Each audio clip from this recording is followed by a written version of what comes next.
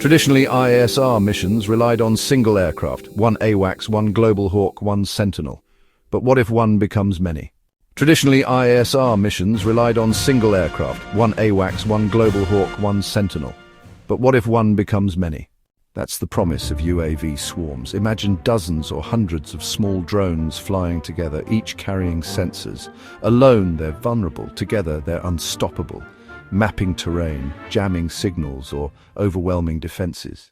Swarm ISR is still experimental, but it's already reshaping doctrine.